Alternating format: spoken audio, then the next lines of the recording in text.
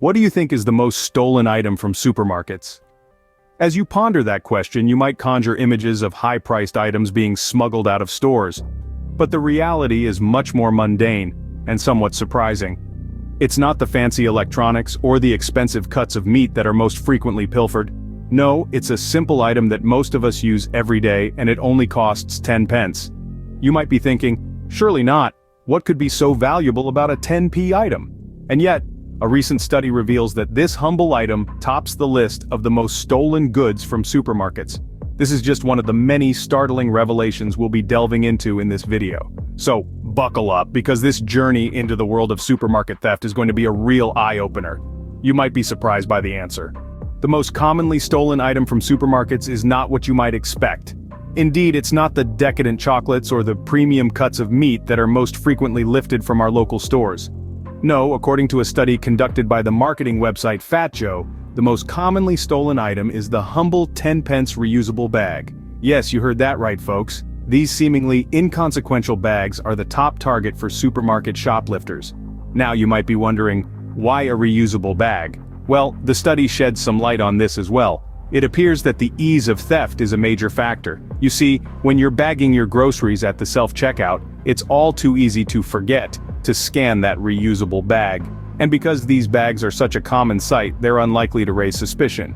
But that's not all. The study also found that some shoppers steal these bags as a form of protest against what they perceive as unfair practices.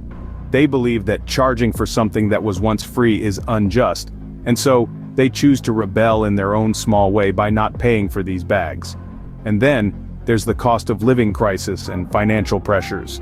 For some, the 10-pence charge for a reusable bag may seem insignificant, but for others, every penny counts, and when faced with the choice between paying for a bag or putting food on the table, the decision becomes a no-brainer. So there you have it. The most commonly stolen item from supermarkets is a 10-pence reusable bag. It's a fascinating insight into the human psyche, isn't it? It shows how people react to perceived injustices, how they adapt to financial pressures, and how they exploit opportunities for easy theft. Quite surprising, isn't it? But it's not just reusable bags that are being stolen. You may be surprised to find out that fresh-baked pastries, pasties, and bread rolls are also high on the list of most frequently purloined items. In fact, according to the survey, nearly half, yes, a whopping 45% of respondents confess to having a hand in this kind of bakery banditry. But that's not all. Fresh fruit also seems to be irresistibly tempting to some shoppers. Approximately 40% admitted to either not ringing up their fruit at self-checkout stations, or just outright consuming it while still in the store. Now you may be wondering, how exactly are these goods being stolen? Well, there's more than one way to steal a croissant, it seems. Some shoppers, they just simply don't ring up the items at self-checkout counters. Others are a bit more brazen, tucking items away in pockets or bags, or even eating them right there in the aisles. The study also revealed that a significant number of respondents, around 43%, confessed to shoplifting in general. The reasons given varied, with some saying it was simply too easy to swipe items, while others claimed they were protesting against what they perceived as unfair practices. However, the most commonly cited reason for shoplifting was financial. With the cost of living rising, some shoppers feel pushed to these extremes just to make ends meet. This is a sobering reminder of the socioeconomic issues that can indirectly contribute to the prevalence of theft. But regardless of the reasons, the fact remains that supermarkets are losing a significant amount of revenue due to these thefts. Whether it's a bag that costs 10 pence, a loaf of bread, or a bunch of bananas, the losses all add up. It seems nothing is safe from the sticky fingers of shoplifters. So the next time you're at the supermarket, remember, those self-checkout stations are not a free-for-all. After all, someone has to pay for those stolen goods, and more often than not, it's the honest shoppers who bear the brunt. Shoplifting is more common than you might think. A statement that sounds alarming, yet is backed by a stream of statistics that paint a stark picture of the reality we live in. In a study conducted by the marketing website Fat Joe, a staggering 43% of the 2,500 respondents admitted to shoplifting. That's over 1,000 shoppers, 1,075 to be precise, confessing to acts of petty theft. Let's break this down further. We're talking about everyday people like you and me, walking into a supermarket and walking out with something they didn't pay for. This ranges from the 10-pence reusable bags that top the list of the most commonly stolen items, to baked goods and fruit. The reasons behind these actions are as varied as the people themselves. The top excuse given was the cost of living crisis and financial pressures. It's no secret that we are in the midst of an economic downturn. The cost of living is increasing, wages are stagnating, and many are finding it hard to make ends meet. In such a situation, some see shoplifting as a survival strategy, a way to get by. Another common reason given was the perceived unfair practices of supermarkets. Some respondents felt that the prices charged for certain goods were unjust, and this justified their actions. In a sense, they viewed shoplifting as a form of protest against the system they felt was rigged against them. And then, there are those who admitted to shoplifting simply because it was easy. The rise of self-checkouts has made it easier than ever to slip an item into a bag without scanning it. Some see this as an opportunity, a loophole in the system that they can exploit. What these statistics reveal is not just the prevalence of shoplifting, but the complex web of reasons behind it. It's a symptom of larger socioeconomic issues, poverty, inequality, a sense of disillusionment with the system. And while it's easy to dismiss shoplifters as mere criminals, perhaps it's time we looked deeper at the underlying issues that drive people to such acts. So, the next time you're in a supermarket and you see someone hesitating at the self-checkout, remember these statistics. Remember the 43%. Remember the financial pressures, the perceived unfairness, the ease of theft. Remember that these are not just numbers but real people, grappling with real issues. It's a sobering reality of our current economic situation. These statistics serve as a stark reminder of the times we live in. They call for a re-evaluation of how supermarkets address theft, but more importantly, they highlight the importance of addressing the broader socio-economic issues that contribute to the prevalence of theft. After all, shoplifting is more than just an act of theft, it's a cry for help, a sign of desperation, a symptom of a system that needs fixing. This widespread shoplifting has a significant impact on supermarkets. It's not just about the loss of a 10-pence bag or a bread roll. Rather, it's a ripple effect that shakes the very foundation of these establishments. Let's talk numbers for a moment. When thousands of shoppers each day decide to pocket an item, the cumulative loss can be staggering. It's not just a pinch to their profits, it's a punch. And this financial loss inevitably trickles down to affect even the honest shoppers. Think higher prices, limited product availability, and stricter security measures. This financial hit is only one aspect of the problem. Let's not forget the psychological toll on employees. They're often the ones who bear the brunt of implementing and enforcing theft prevention measures. They're the ones who have to confront suspected shoplifters, an interaction that can escalate quickly and dangerously. It's a stressful and sometimes frightening part of their job that they surely didn't sign up for. Then there's the reputational damage. No supermarket wants to be known as an easy target for thieves. It's bad for business, but at the same time, they don't want to be seen as overly strict or hostile towards their customers. It's a delicate balancing act that can be tough to maintain. So how do supermarkets address theft?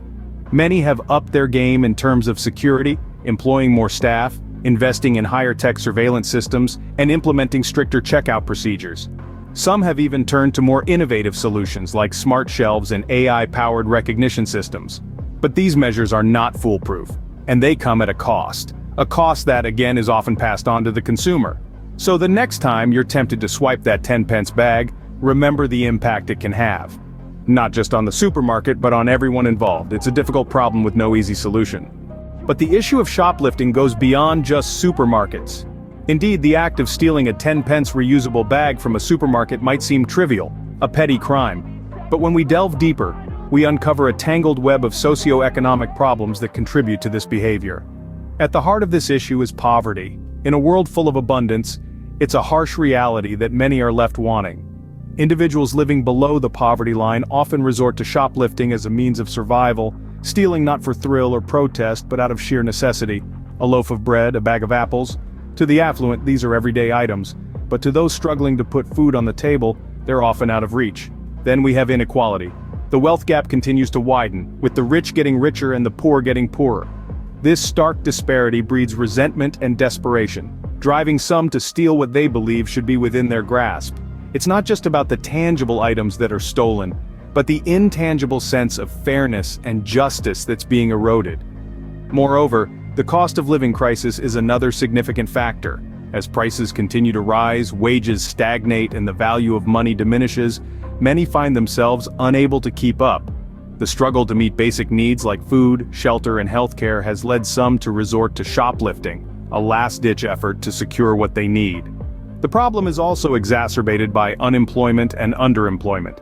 Joblessness not only leads to financial hardship, but also to feelings of hopelessness and frustration. Those who are underemployed, working jobs that don't utilize their skills or offer inadequate pay, may also turn to shoplifting to supplement their income. And let's not forget about the role of mental health.